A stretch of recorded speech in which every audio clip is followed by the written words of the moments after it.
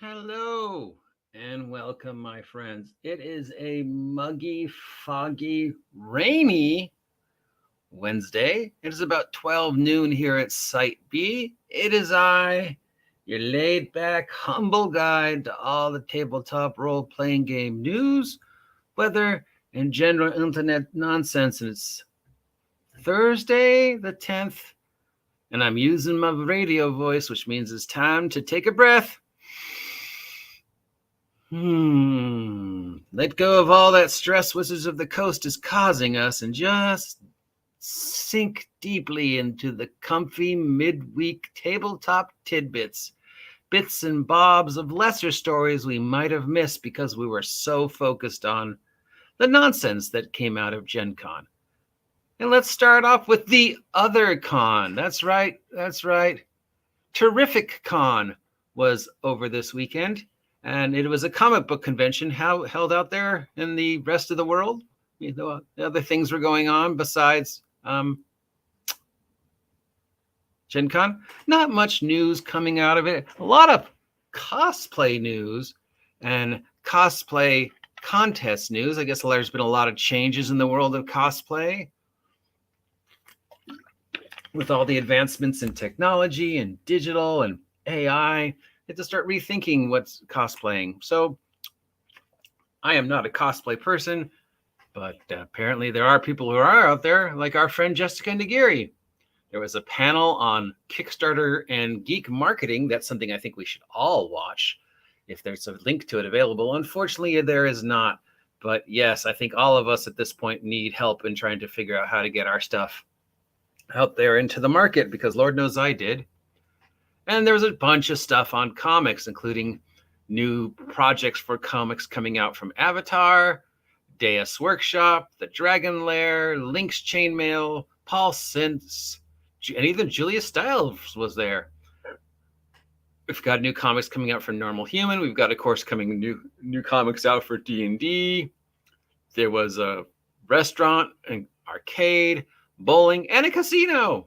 So, yeah, geek-themed comic book stuff out there in the wild that had nothing to do with Gen Con. All right, let's see some other Gen Con news that came out. Asmodee has revealed that they are going to be doing an all-new Cobra Kai board game called Road to Victory. It's 2 to 4 players, 30 minutes, where you play, I guess, martial artist schools fighting against each other at the All Valley tournament in the San Fernando Valley for control over the martial arts. You know, I grew up in the San Fernando Valley in the 80s and 90s, where all of the Karate Kid more or less took place. None of this happened. Never once when I was at high school, did two warring martial arts dojos get into fights in the San Fernando. I don't know where Cobra Kai or Daniel Miyagi Dojo is supposed to be located in the San Fernando Valley, or wherever it is now it's supposed to be located. But I can tell you that in the Valley, this never happened. We never had this. There was never a all-Valley martial arts tournament. Remember Eve? The video game? Well, now there's a board game. It's a Euro board game, so that means it's going to have lots and lots of parts and lots of phases and lots of little teeny things that you could lose. But on the bright side, spaceships. And who doesn't need spaceships?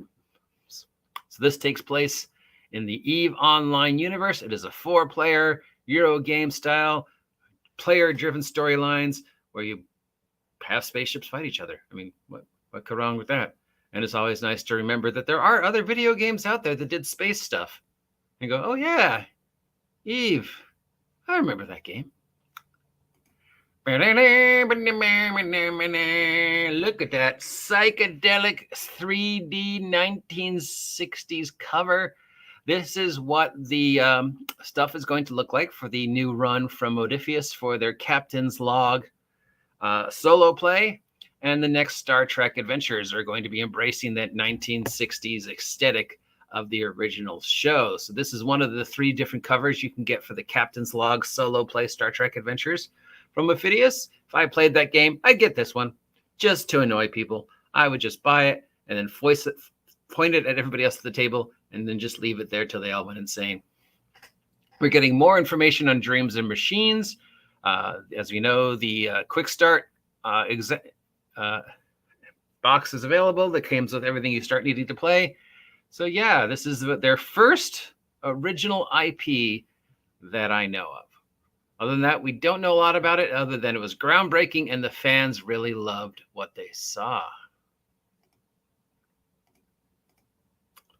Boats.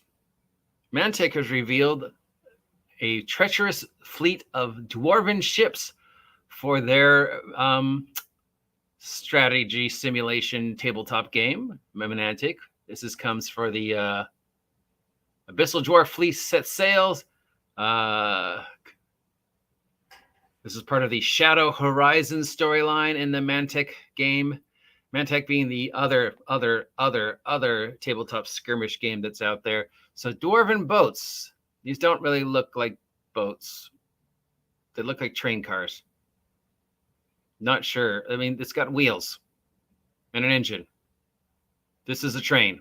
This is not a boat. It's hard enough to imagine dwarves building boats, but I suppose they would, build a dwarven navy. A stone boat would sink, which would be funny. But these don't look like boats. These are trains. These are trains. Yeah, Mantic, if you're going to make boats, you should probably know what... Oh, here we go. Here's some boats. No, those look like trains too.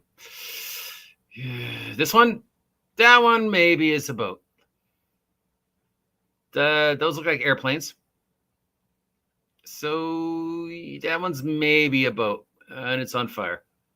That's a train. Definitely a train. Those are also trains. Okay, so your dwarven fleet is trains. Perhaps you should go and look at what actual battleships look like. Because if dwarves were going to build boats, they probably look a lot more like late World War II, early 1960s battleships. It's just big and clunky and hard to maneuver, but not like trains. And finally, remember Worms? Remember the video game Worms and Worms 2? Well, there's a Worms board game coming out. Does not come with the Worms stuffy. So this plays just like Worms. You randomly place your team on different parts of the map, and then you try and blow each other up with weird weapon purchases. I don't know if the chaos of Worms would translate to a board game, but if it does, this could be awesome. And it uses 12-siders. Always nice to see a little love for 12-sider. And look at these figures. These are awesome. Worm with a flamethrower. They got a... Where'd he go? Hey. Worm with a baseball bat. Worm with a grenade. Worm with the bazooka. I love these guys. These are awesome. I want them. And that's it. But damn. But damn. But damn. But damn. But the boom boom. But bomb. But that's all the tabletop role-playing game stories we might have missed this week because we were too focused on Mackenzie to Arms and the nonsense that's coming out of her mouth. Excuse me. If you excuse me, if you appreciate this nonsense, let me know. If you don't appreciate this nonsense, let me know. Please make me your #1 source for all the tabletop role-playing game news by subscribing and supporting me, because those vet bills for Steve are going to be expensive. It is very muggy because of the rain. I'll talk to you later.